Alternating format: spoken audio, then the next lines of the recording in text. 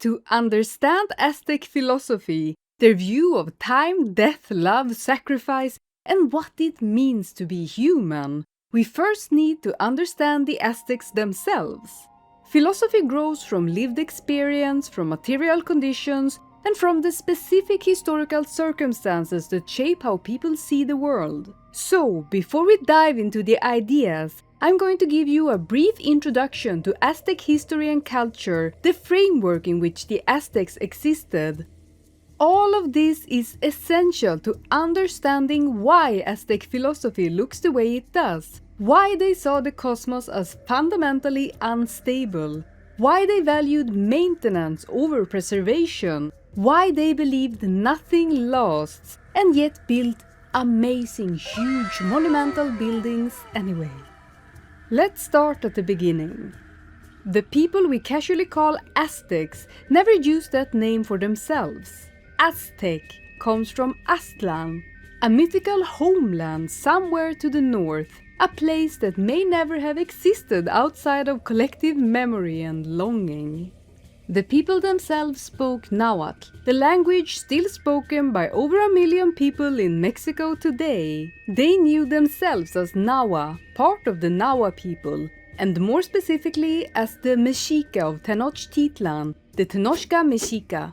Nahuatl belongs to the Uto-Aztecan family of indigenous languages, a linguistic group that stretches across vast distances. From the Utes, originally in today's Utah in the north, down through the Hopi and other peoples of the American Southwest, all the way to the Nahuatl speakers of central Mexico. This linguistic connection hints at the deep historical migrations and relationships spanning thousands of years before the Mexica themselves began their journey south. Aztlan, the legendary starting point of the Mexica migration, translates roughly to place of whiteness or place of herons. The name comes from Azt'atl, meaning heron or egret, those elegant white water birds common in lake regions. Some interpretations also connect it to a root meaning white or brightness. In Mexica oral tradition, Aztlan was described as an island in a lake, a place of abundance and ease. 7 different Nahua tribes supposedly originated there, called the Chicomostoc or 7 Caves. These caves likely weren't just geographical features, but represented places of emergence, cosmic wombs from which peoples were born into the world.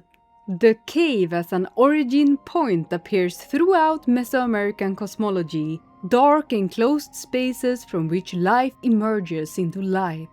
The Mexica were the last of these 7 groups to leave Aztlan, according to their own histories. Today, no one knows where Aztlan actually was, or if it existed at all as a physical location. Scholars have proposed sites ranging from northern Mexico to the southwestern United States, anywhere from Nayarit to Utah. What's more likely is that Aztlan functioned as a shared cultural memory, a mythologized past that gave the Mexica a sense of deep history and legitimacy. By the time they arrived in the Valley of Mexico, they needed that legitimacy desperately. We know frustratingly little about Aztlan, partly because so much was deliberately destroyed. Twice. First, certain Mexica Tlatoani, rulers or emperors, rewrote history to serve their political needs. Most notably, Itzcoatl, the 4th ruler of Tenochtitlan, ordered the burning of all their codices, painted books, around 1431 CE after the Mexica defeated Azcapotzalco and established the Triple Alliance. The official reason was to create a unified historical narrative that emphasized Mexica greatness and divine destiny, but the effect was to erase earlier, possibly more accurate accounts of their origins, including potentially more detailed information about Aztlan and the migration. And then, of course, came the Spanish conquest. Between 1519 and 1521, and in the decades that followed, Spanish conquistadors and missionaries systematically destroyed thousands of Mexica and Mesoamerican codices. They saw these remaining painted books as idolatrous, demonic, or threatening to Christian conversion. Diego de Landa, a Spanish bishop in Yucatan, famously wrote, "We found a large number of books, and as they contained nothing that was not seen as superstition and lies of the devil, we burned them all." What survived, codices like the Codex Buturini, which depicts the migration, are fragments, copies made after the conquest or documents that happened to be hidden or sent to Europe as curiosities.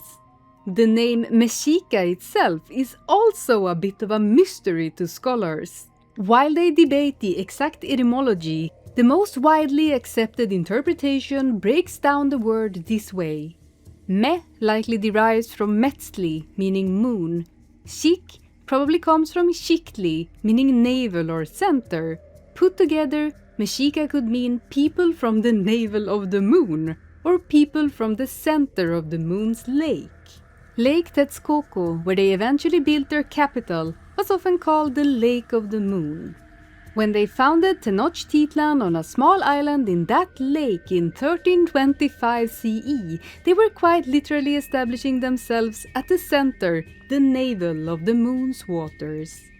Other interpretations connect Mexica to their patron god Huitzilopochtli, sometimes called Meshi or Mexitli in early sources. In this reading, Mexica means Meshi's people or followers of Meshi.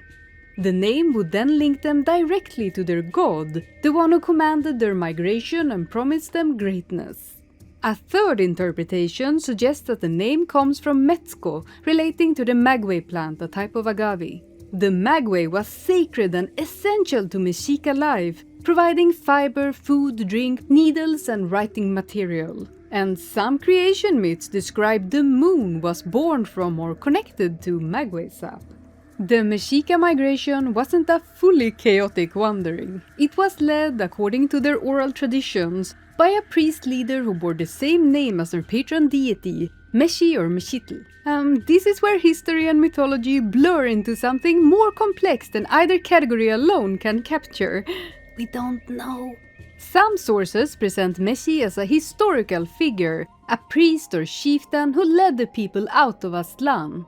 In these accounts, he was a powerful, charismatic leader who carried a sacred bundle containing the spirit or representation of Huitzilopochtli. Other sources suggest Meshi was deified after death, transformed from mortal leader into the god Huitzilopochtli. In this version, the Mexica literally carried their leader's memory with them, elevating him from human guide to cosmic patron. Still, other traditions present them as always having been the same entity, Huitzilopochtli/Mexitli, speaking through priests, appearing in visions, making promises. As we touched on earlier, the Mexica were not the first northerners to migrate south. Archaeology shows multiple waves of migration moving from Aridoamerica, the dry northern regions, to central Mexico centuries earlier, especially after the super powerful city-state Teotihuacan's collapse around 550 to 650 CE. When the Mexica reached the basin of Mexico in the 13th century, they entered a world already densely populated, politically complex and culturally ancient. They did not arrive as equals. They arrived as refugees, hungry, desperate, and deeply aware that every established power in the valley considered them beneath contempt. The Basin of Mexico, a high-altitude valley surrounded by volcanic mountains, was home to a sophisticated network of competing city-states. Altepetl, plural Altepeme, literally means water mountain in Nahuatl. Atl, water, and Tepetl, mountain. Each needed both water for agriculture, life, and legitimacy, and a mountain or hill for defense, temples, cosmic connection to the earth. Each was a complete political, social, and spiritual unit and had its own ruler, called a Tlatoani, literally speaker or he who speaks, who governed with a council of nobles. Its own patron deity or deities, with temples and a ritual calendar. Its own tribute system and economic networks. Its own territory, of course, including agricultural lands, forests, and water sources. Its own foundational mythology explaining how and why the community came to exist. And of course, its own sense of identity that people were born into and carried for life. People didn't just live in an altepetl, they belonged to it. You were Kolhua, Tepanek, Akolhua, or Xochimilca in the same way you might today say you're from a particular nation. The Altepeme were frequently at war, constantly forming and breaking alliances, intensely proud of their individual identities and histories. When the Mexica arrived into this whole situation, the major powers included Culhuacan, perhaps the most prestigious altepetl in the valley. Culhuacan's rulers claimed direct descent from the Toltecs, the legendary master civilization that had peaked centuries before. To be Colhua was to possess cultural refinement and ancient legitimacy. Culhuacan controlled important agricultural lands and maintained extensive tribute networks. The Colhua spoke Nahuatl but considered themselves culturally superior to recent arrivals. Today, Culhuacan exists as a neighborhood in the Iztapalapa borough of Mexico City. Azcapotzalco, the dominant military and economic power in the valley during the early Mexica period. Azcapotzalco controlled vast territories and extracted tribute from weaker Altepeme. The Tepanek people of Azcapotzalco were Nahua speakers, but from a different tribal lineage than the Mexica. Their ruler Tezozomoc was a brilliant and ruthless politician who would eventually oppress the Mexica until they rebelled. When the Mexica first arrived, they actually served Azcapotzalco as mercenaries and tributaries, doing the dirty work for more powerful groups. Azcapotzalco also still exists today as a borough in northwestern Mexico City. Texcoco. Located on the eastern shore of Lake Texcoco, this was home to the Acolhua people, another Nahua group. Texcoco developed a reputation as the intellectual and cultural center of the valley, famous for its libraries, botanical gardens, legal codes, and philosophical traditions. The Acolhua considered themselves more refined than the warlike Mexica. Later, Texcoco would become the Mexica's most important ally in the Triple Alliance, though the relationship was always competitive. The philosopher-king Nezahualcoyotl would rule from Texcoco, creating some of the most beautiful poetry in Nahuatl literature. Modern Texcoco is a municipality in the state of Mexico, just east of Mexico City. Xochimilco controlled the southern lake region and perfected the Chinampa agricultural system, floating gardens built from lake bottom mud and vegetation that produced extraordinarily high crop yields. The Xochimilca were master farmers and gardeners. Their expertise in hydrology and agriculture would later influence Mexica engineering. Xochimilco survives today as a borough in southern Mexico City, and remarkably, its ancient chinampas are still in use, now a UNESCO World Heritage Site where you can still see the floating gardens in operation. And they all looked down on the Mexica when they first arrived in the valley. This world was layered atop nearly 2 millennia of development already. To understand this properly, we also need to understand what Mesoamerica really means. Mesoamerica isn't a geographical term like North America or Central America or Mexico. It's a cultural term invented by scholars to describe a vast region where civilization shared fundamental traits despite speaking different languages and having distinct identities. Mesoamerica stretched from central Mexico down through Guatemala, Belize, El Salvador, and parts of Honduras and Nicaragua, essentially from just north of modern Mexico City down to Costa Rica. What made all these diverse peoples Mesoamerican was a shared cultural toolkit developed over thousands of years. Complex ritual calendars, especially the 260-day sacred calendar, ball games played in specialized courts, hieroglyphic writing systems, stepped pyramid temples, cocoa as currency and ritual drink, bloodletting and human sacrifice or offerings to the gods as religious practice, and similar creation mythologies. The Olmec, Maya, Zapotec, Mixtec, Totonac, and Mexica all belong to this Mesoamerican world, even though they spoke unrelated languages and sometimes lived centuries apart. Think of it like the term Western civilization, a useful label for cultures that share Christianity, Greek philosophy, Roman law, and certain political traditions, even though French, German, and Italian peoples have very different languages and histories. Mesoamerica worked the same way, a shared cultural sphere where ideas, gods, calendar systems, and practices moved between peoples over thousands of years.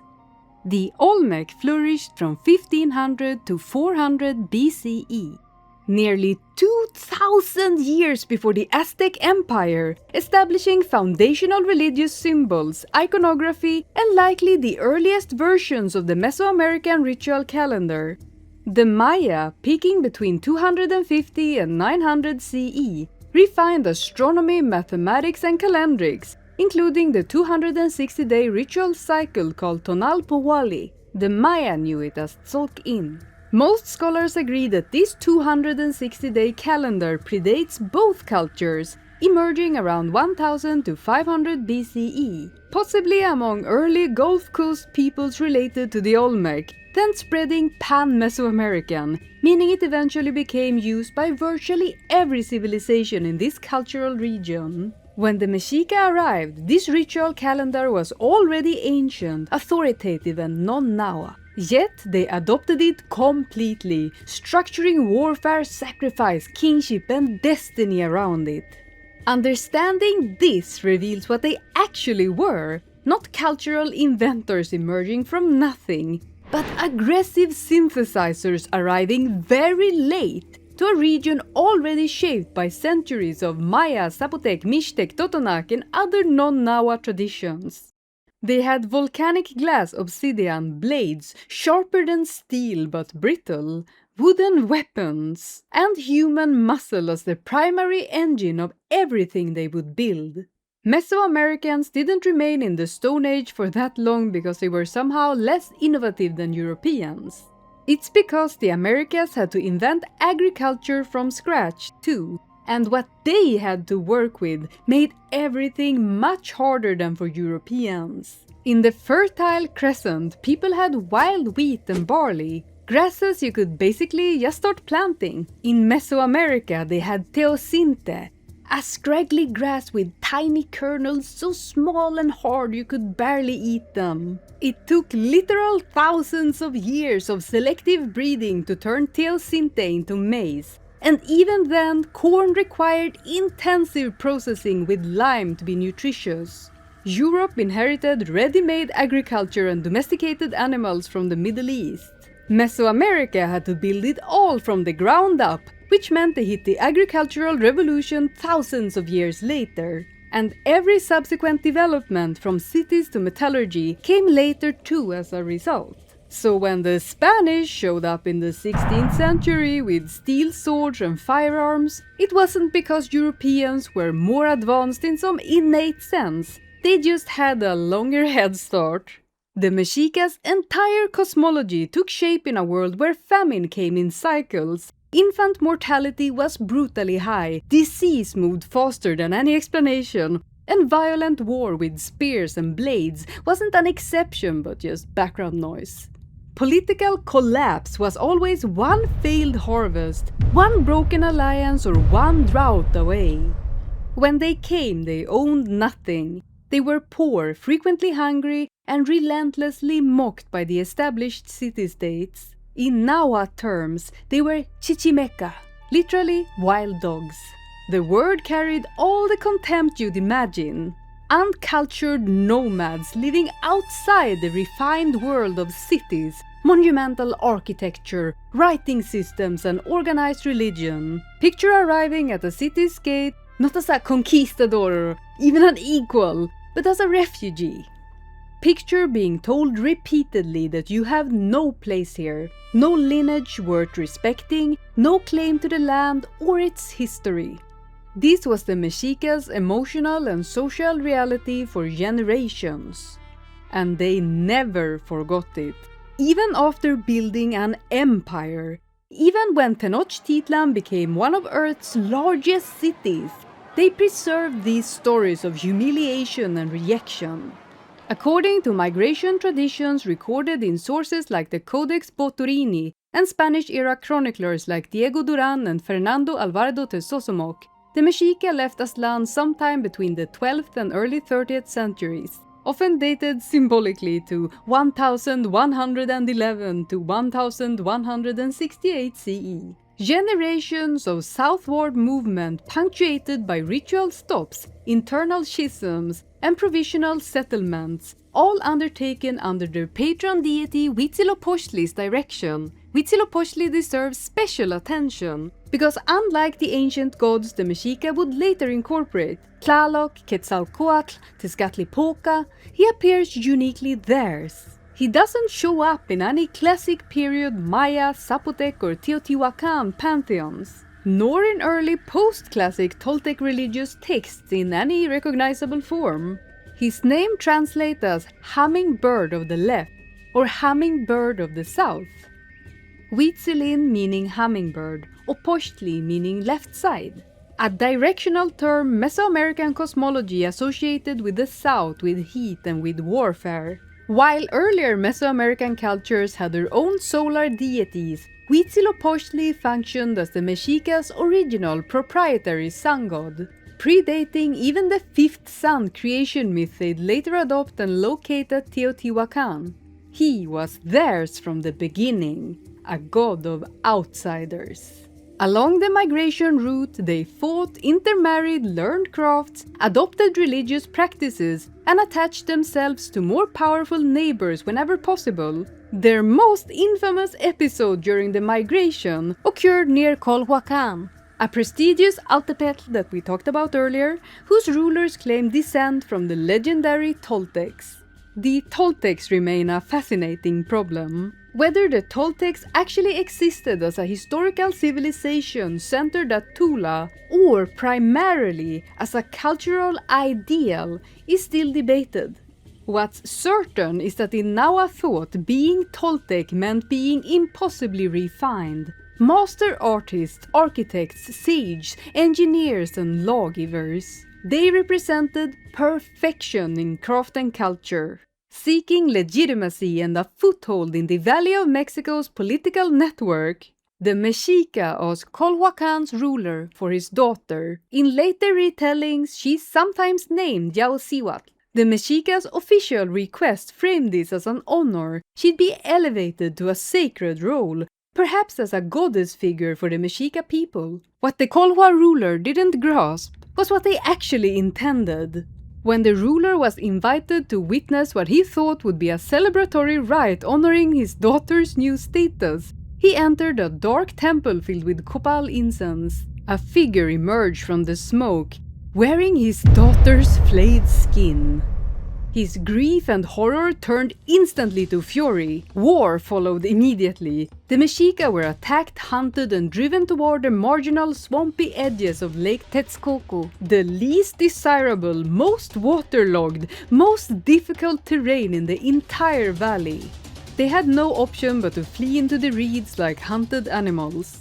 Despite everything that followed, despite becoming the most powerful empire in Mesoamerica, the Mexica continued to tell this story. They preserved and repeated a narrative that, by any measure, portrays them as perpetrators of an atrocity.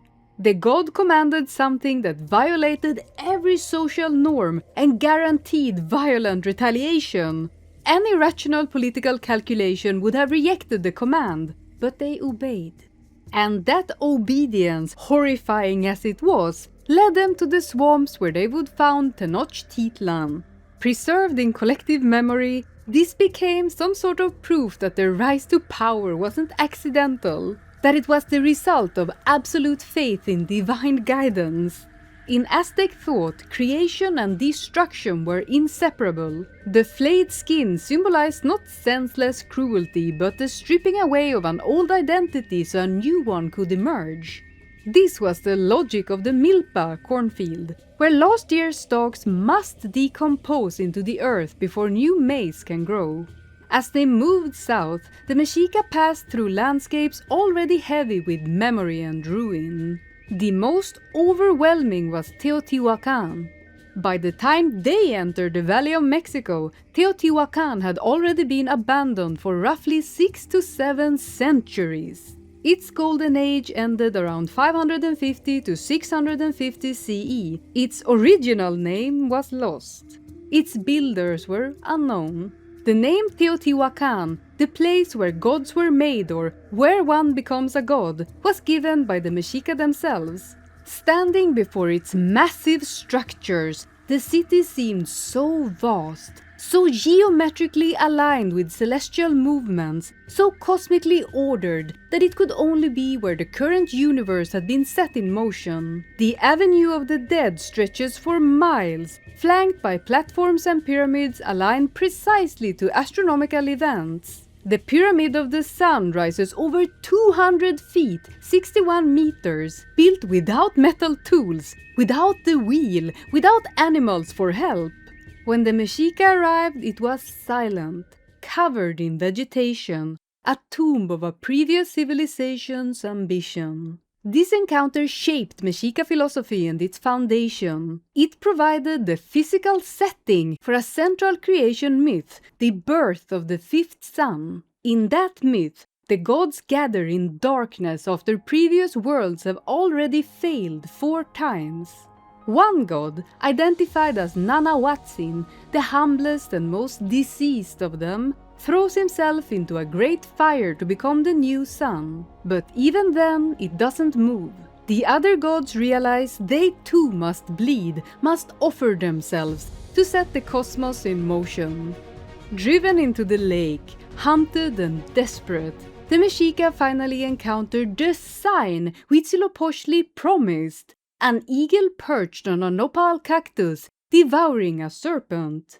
Around 1325 CE, they founded Tenochtitlan on a small island in Lake Texcoco. Tenochtitlan is exactly where Mexico City stands today. When you walk through the Zócalo, you're literally walking over its ruins. The lake has been drained, filled, paved over, but the place is the same. What the Mexica built over the 2 next centuries is extraordinary. Tenochtitlan became an artificial island city, expanded through astonishing engineering. Chinampas, the intensive floating agricultural plots constructed from lake-bottom mud and vegetation we talked about earlier, massive causeways connecting the island to the mainland, dual aqueducts bringing fresh water from distant springs, canals serving as streets for canoe traffic, public latrines, and waste recycling systems turning human refuse into fertilizer. Tenochtitlan had laws governing hygiene, building codes, mandatory education for all children regardless of class, and a market at Tlatelolco that Spanish conquistadors compared favorably to anything in Europe. By the early 16th century, Tenochtitlan held somewhere between 200,000 and 300,000 people. Larger than any European city except possibly Constantinople, it was cleaner than London, Paris, or Seville. Its streets were washed daily. The Spanish later remarked on the absence of stench that characterized European cities. Daily life in Tenochtitlan unfolded within overlapping time cycles. The Xiuhpohualli was a 365-day solar calendar that governed agriculture, taxation, and public ritual. The Tonalpohualli was a separate 260-day sacred calendar tracking fate, divination, and personal destiny. Each day had a specific character determined by these cycles' interplay. Life wasn't conceived as a straight line from birth to death, but as a recurring pattern of obligations, roles, and transformations. Children were educated formally in 2 school types. The Telpochcalli for commoners, focused on warfare, practical crafts, and civic duty, and the Calmecac for nobility, focused on astronomy, calendar systems, poetry, philosophy, and priestly training.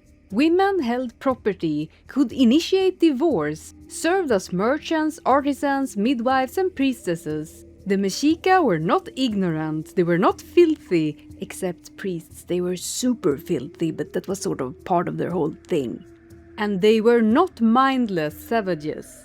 They were intellectually sophisticated, emotionally complex, technologically advanced, and above all, normal human beings. Yet they lived within a worldview that enabled acts no modern society would accept. Ritual decapitations performed with sawfish jaws. Small children drowned in sacred wells after being paraded around and pinched to make them cry as much as possible to call rain for Tlaloc.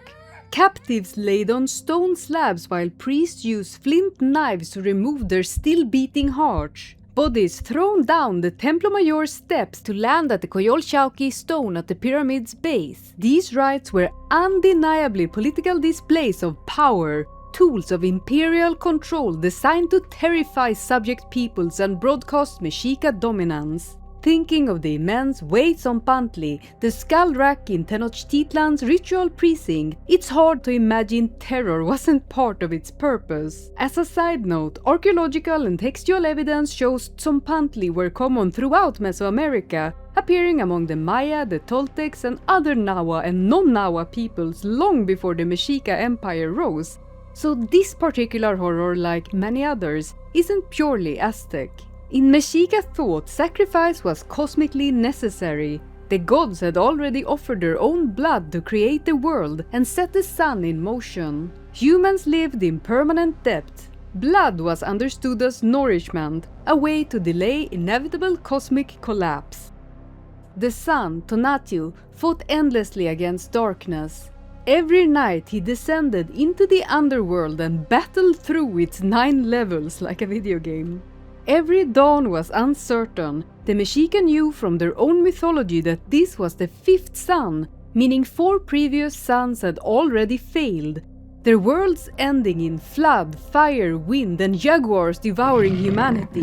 This current sun would eventually fail too. It was called 4 movement, and it would end in earthquakes. No question of if, only when. Blood offering did not prevent this. Nothing could, but it might delay it.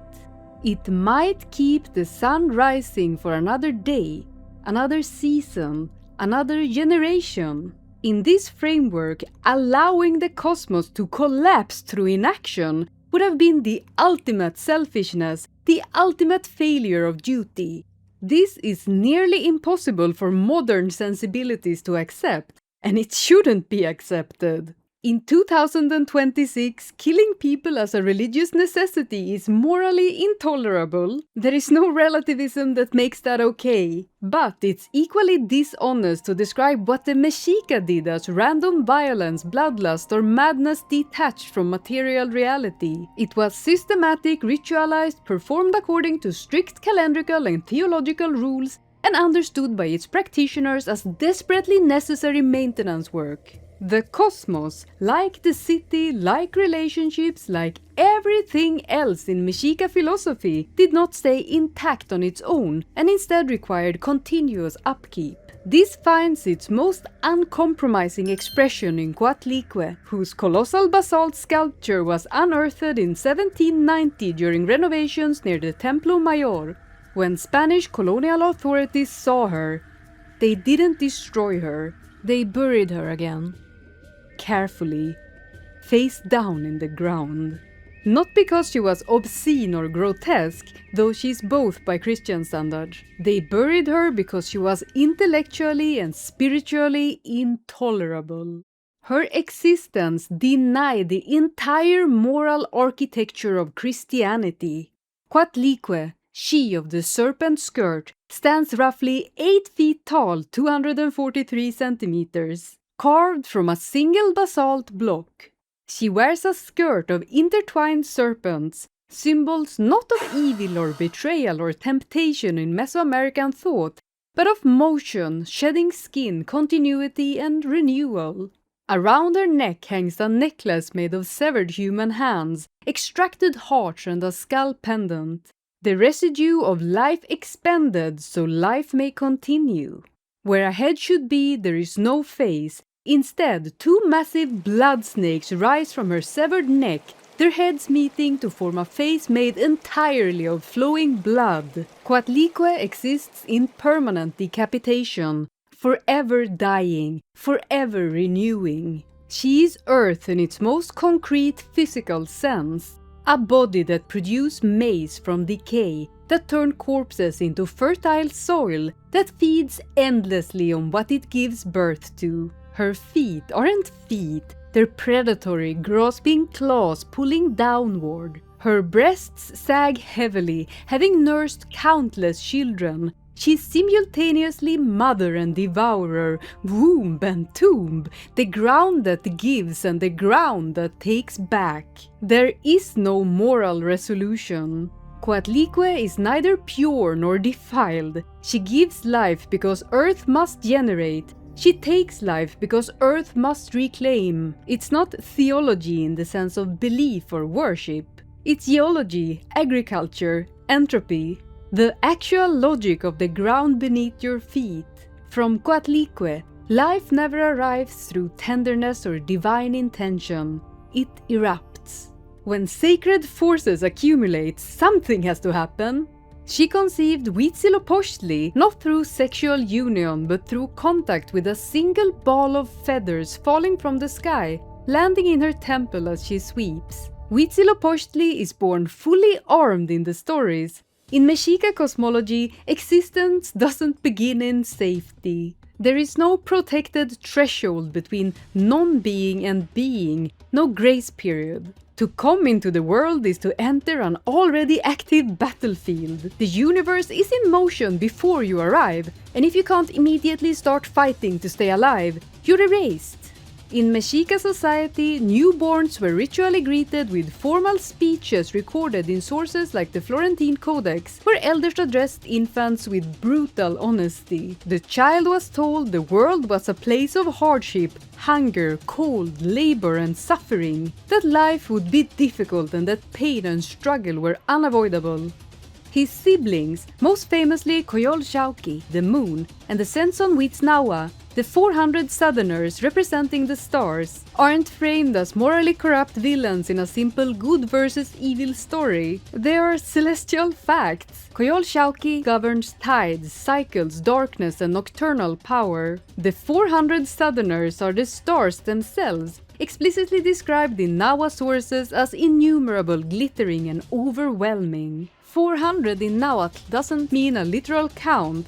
It means uncountable, too many to defeat cleanly, a swarm that could bury you. The conflict of the story begins before Huitzilopochtli's birth. His siblings conspire to kill Coatlicue while he's still in the womb, attempting to end the sun before it can rise. Because they're all part of the nighttime, remember? Birth itself is already a counterattack. When Huitzilopochtli emerges, he doesn't negotiate, he doesn't reason, he doesn't hesitate, he immediately dismembers Coyolxauhqui with a serpent of fire, hurling her body down the mountain of Coatepec, where it shatters. Archaeologically, this myth was made permanent with the Templo Mayor, the main temple in the middle of Tenochtitlan. The massive Coyolxauhqui stone, weighing over 8 tons, carved with her dismembered body, lay at the base of Huitzilopochtli's pyramid. During sacrificial rites, bodies would be thrown down to land on or near this stone, reenacting her fall again and again. The meaning is precise. The moon isn't destroyed forever, she must be broken cyclically. These stars aren't eliminated, they're scattered daily by the rising sun. Maintaining balance in this system doesn't mean harmony or peace or justice. It means continuous, managed violence renewed on schedule. This is why Coatlicue inspired dread rather than devotion in the modern sense. She offers no reassurance at all. She's absolutely not a comforting mother who shelters her children from harm. She's the ground that devours them and feeds the next generation with their remains. Everything moves in cycles. Day becomes night, night becomes day. Life contains death, death feeds life. These are phases of a single continuous process. The deities themselves aren't moral absolutes either. They're different expressions of a deeper unity, like colors refracted through a prism. Many faces of one unstable generative reality. Quetzalcoatl and Tezcatlipoca are often presented as rivals or opposites. but they are also understood as aspects of a unified cosmic force requiring both poles to function. Neither can exist without the other. To eliminate darkness would be to eliminate light, because light only has meaning in contrast. But then if permanence and purity aren't valued, what is? Transformation, participation, balance understood as activity, endurance, and continued renewal. The reason I say balance understood as activity specifically is because in this philosophy, balance isn't a stable state you achieve and then maintain passively. It's an activity requiring constant adjustment, like steering a canoe through rough water. Maintenance counts infinitely more than preservation, because the view is that nothing, not marriages, not cities, not even the cosmos, stays intact on its own. Everything requires work, everything decays without attention. Endurance is admired far more than innocence. Correct action and correct speech outweighs any inner purity. In this philosophy, love is not a single defining moment or a feeling that overtakes you and declares itself permanent. It's not something that simply happens and then sustains itself. Love is something you do. It is maintained, renewed, and proven through action by showing up, caring, by supporting, by choosing again each and every day, even when the feeling falters. Just like the world itself must continually be upheld through labor and offering, relationships endure only through consistent, thoughtful, correct action. Love is work, in the same sense that a ritual is work, and agriculture is work. It demands attention, effort, and repetition. Feelings are unstable. They rise and fade, sharpen and dull. What matters is not the intensity of emotion, but the willingness to actively sustain what you claim to value. The action, the ongoing, honest effort to uphold something fragile in an impermanent world, is what counts. Happiness was never treated as a stable goal or a permanent condition. It was understood to be fleeting and unreliable, something that visits briefly and then moves on. To build a life around the pursuit of constant happiness would have seemed misguided, to say the least. Meaning instead was found in responsibility, in making life more bearable for others, in strengthening family and community, and in contributing, through shared effort, to keeping the world going a little longer. What endures after a person's death is not a perfected self, it's what they did. Their actions linger like flowers that bloom and fade. Like song, speech, and dance, temporary, beautiful, and real precisely because they do not last. Aztec philosophy teaches that this is what remembrance truly consists of, not decaying bodies, not accumulated possessions. It's all about what was given to others before it disappeared. This is a big subject and I could go on for hours and hours, but we need to end somewhere. So to close, we turn to Nezahualcoyotl, who lived from 1402 to 1472, the philosopher-king of Texcoco. Nezahualcoyotl was both a warrior and a poet, a king who fought brutal wars and also wrote some of the most beautiful philosophical verse preserved from the pre-Columbian world. In one of his most famous poems, he writes, "Even jade is shattered, even gold is crushed, even quetzal plumes are torn. One does not live forever on this earth. We endure only for an instant."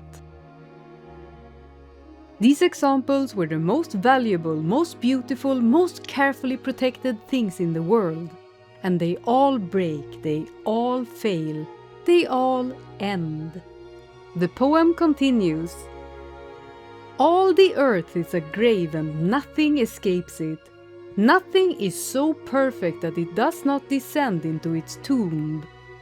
Rivers, rivulets, fountains and waters flow, but they never return to their joyful beginnings.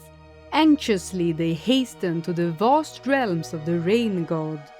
As they widen their banks, They also fashioned the sad urn of their burial. Filled are the bowels of the earth with pestilential dust, once flesh and bone. Once animate bodies of men who sat upon thrones, decided cases, presided in council, commanded armies, conquered provinces, possessed treasure, destroyed temples, exalted in their pride, majesty, fortune, praise and power. Vanished are these glories, just as the fearful smoke vanishes that belches forth from the infernal fires of Popocatépetl. Nothing recalls them but a written page. Popocatépetl was a volcano visible from Texcoco, literally smoking mountain in Nahuatl. Smoke rises and disperses. That's where we go. We dissipate like smoke into the sky. The jade is precious and special because it breaks. We feel strongly for each other, love each other, because we know we will lose each other one day. We build anyway, we love anyway, we sing anyway, we do our best to keep the world going if just one more day. Knowing it will eventually fail makes no difference, because the alternative is to let it die today. If you watch this video all the way to the end, you are amazing and I love you. Please leave a comment, a like and maybe even subscribe. See ya!